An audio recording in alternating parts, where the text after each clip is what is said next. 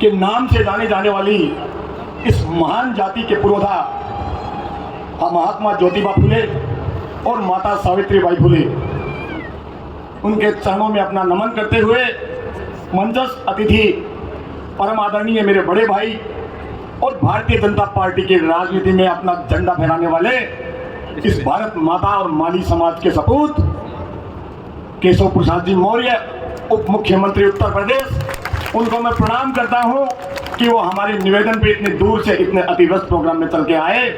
मेरे बड़े भाई राजस्थान के राज्यसभा सांसद और बहुत स्नेह रखने वाले श्री राजेंद्र जी गहलोत को भी प्रणाम करता हूं आप सबकी तरफ से और मेरी तरफ से समस्त झुंझुनू जिले की माली सैनी जाति की तरफ से कि आपने अपना कीमती समय देकर हमसे रूबरू होने का मौका दिया।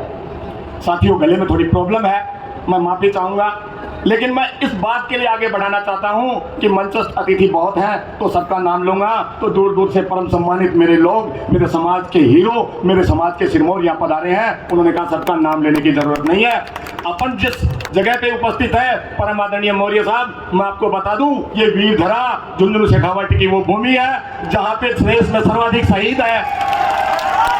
एक तरफ रानी सती दादी का मंदिर है, दूसरी तरफ मनसा माता का मंदिर है, दोनों तरफ मेरे जो जनसमूह है, बीच में मातृ शक्ति बैठी है, उसको मैं प्रणाम करना चाहता हूं और मैं इस बात की गवाही लेना चाहता हूं। मैं आज सबसे परम आदरणीय बड़े भाई महेंद्र जी शास्त्री, जो मेरे बड़े भाई भी हैं और गुरु भी हैं, इस जन चेतना महारैली में उन्होंने मुझे बहुत स्नेह और मार्गदर्शन दिया और मेरा मार्गदर्शन किया, मेरे साथ कंधे से कंधा मिला के उन्होंने आशीर्वाद रखा। उसका परिणाम यह है कि आप इतनी बड़ी संख्या में यहाँ उपस्थित हैं। दोस्तों, किसी राजनीतिक पार्टी की इस स्टेडियम में सभा करने की हिम्मत नहीं होती और मेरे समाज ने डंका बजाया, मैं आपको प्रणाम करता हूँ। मैं आपसे ये कहने आया हूँ कि मैं धन्य हुआ कि इस माली जाति में मैं पैदा हुआ और भारत माँ का लाडला वो सपूत माली जाति की माता का बेटा केशव प्रसाद जी मौर्य, ये उसी कुल से है। दोस्तों, मेरे भाइयों, माताओं, बुजुर्गों, युवा दोस्तों से मैं कहना चाहता हूँ, एक सम्राट थे चंद्रगुप्त मौर्य, इसी धरा पे वो पैदा हुए, इसी धरा पे उन्हीं माई का लाल मेरा बड़ा भाई उत्तर प्रदेश का उप मुख्यमंत्री। आप अपनी जड़ को पहचानो दोस्तों, ये वो धरती है जहाँ लक्ष्मीदास जी जैसे संत हुए, ये वो धरती है जहाँ सम्राट अशोक महान जैसे लोग हुए और आपकी जाति में पैदा हुए। अपने देश को, अपनी जाति को, अपनी संस्कृति को पहचानो मेरे समाज के पुरोधाओं, मेरे समाज के युवाओं। मैं आपसे सिर्फ इतनी बात कहना चाहता हूँ कि आपने मुझे अपना भाई बना के, अपना बेटा बना के, अपना साथी बना के अपनी बात कहने का मौका दिया। पूरे जिले में मैं घुमा हूँ, मेरा ये समाज इस बात के इंतजार में था कि कोई हमको बुलाए और हम लाखों की संख्या में यहाँ जाएं। आज मेरा समाज इस बात की गवाही देने आया है कि ये एक स्वर में संवेद एक है, एक स्वर में संवेद एक है। जैसे आदरणीय भाई अशोक जी कह के गए थे कि जिसके नाम के आगे माली और सैनी लिखा हुआ रहे उसी को वोट देना, साथियों उसी को वोट देना है। आदरणीय मुख्य अतिथि जी और अध्यक्ष जी, मैं आपको कहना चाहता हूं कि मेरा भाई भारतीय जनता पार्टी में पवन माउंडिया भी यहाँ मौजूद है और मैं कांग्रेस का पार्टी से संबंध रखता हूं। ओबीसी कांग्रेस का राज्य स्तर पर मैं मार्गदर्शक हूं, मैं राज्य स्तर पर मैं संयोजक हूं। उस बात क्षमा चाहूं। हमने परम आदरणीय मुख्यमंत्री जी को यहाँ बुलाया था, उनके पारिवारिक सदस्य उनका संदेश लेके आए हैं। दोस्तों, उत्तर प्रदेश के उप मुख्यमंत्री और राजस्थान के मुख्यमंत्री, हम तो समरसता चाहते थे, वो किसी कारण आ नहीं पाए, लेकिन आप ही की माली माता का वो लाडला एक मुख्यमंत्री है, एक उप मुख्यमंत्री है। हमको दोनों चाहिए, दोनों। हमको इस बात की प्रेरणा लेनी होगी। मेरे साथी पिछले दिनों झुंझुनू में आरक्षण का अलग जगाने वाले भी यहाँ मौजूद है। मैं नाम लूं तो मेरे बड़े भाई किशोर जी भी यहाँ मौजूद है और मूलचंद जी भी यहाँ है। सबके नाम नहीं ले पाऊँ तो आप नाराज मत होना। हमने उदयपुर वाटी की जमीन पे आरक्षण के लिए एक संघर्ष समिति बनाई थी। दोस्तों, पवन माउंडिया जी ने आप एक दिन एक बात कही थी कि ये जब तक माली जाति एक साथ इकट्ठा नहीं होगी तब तक आपकी कोई बात सुनने वाला नहीं रहेगा। दोस्तों, टुकड़ों में बिखरने में कुछ नहीं रखा। ये जो हजारों की संख्या में मेरी माताएं बैठी है, परम आदरणीय मौर्य साहब, ये इस बात का सबूत है कि ये समाज जागा हुआ है और जाग जाएगा। और आने वाले चुनाव में सभी राजनीतिक पार्टियों को इस बात का एहसास करा देगा कि इस शेर जाति की अगर किसी ने अवहेलना की तो ये चुप नहीं बैठेगा, जवाब देगा, जवाब।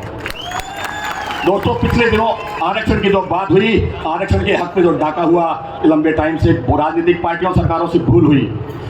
हम पिछले वर्ग में शामिल करने के लिए सामूहिक शक्ति और तंत्र को जो हमारा पिछले छूट गया, उसमें मैं आपको एक ही बात कहना चाहता हूं दोस्तों कि जैसे ही जैसे ही हमारे हक पे डाका पड़ा, हमने बोले नहीं, हम चुप बैठ गए। लेकिन अगर इसी तरह आप चुपचाप बैठे रहे तो कोई नहीं देगा दोस्तों। प्रारंभ में हमें पिछड़े वर्ग में शामिल करते हुए लोकतंत्र में भागीदारी करके कुछ अधिकार दिए गए थे, परंतु सामूहिक शक्ति नहीं हुई और आप शासन तंत्र पर पकड़ नहीं रख पाए दोस्तों। शासन तंत्र पर पकड़ नहीं रखने से एक शक्तिशाली वर्ग है, एक शक्तिशाली वर्ग जो किसी दृष्टि से पिछड़ा हुआ नहीं है, वो ओबीसी में शामिल हो गया और आपका हक खा गया। आपको जागना होगा दोस्तों और मूल ओबीसी के लिए अपना अलग से वर्गीकरण करना पड़ेगा।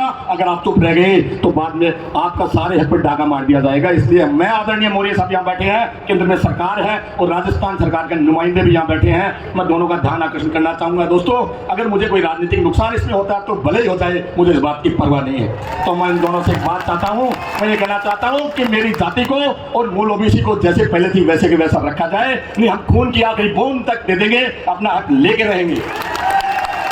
मैंने आपसे दूसरी बातों में यह कहा दोस्तों कि माता सावित्रीबाई फुले अंग्रेजों का समय था। अरे वो महान इस जाति का पुरोधा जिसने शिक्षा, नारी शिक्षा की अलग जगाई, अपने समाज की नहीं सर्व समाज की नारी को शिक्षा का हक दिलाया दोस्तों।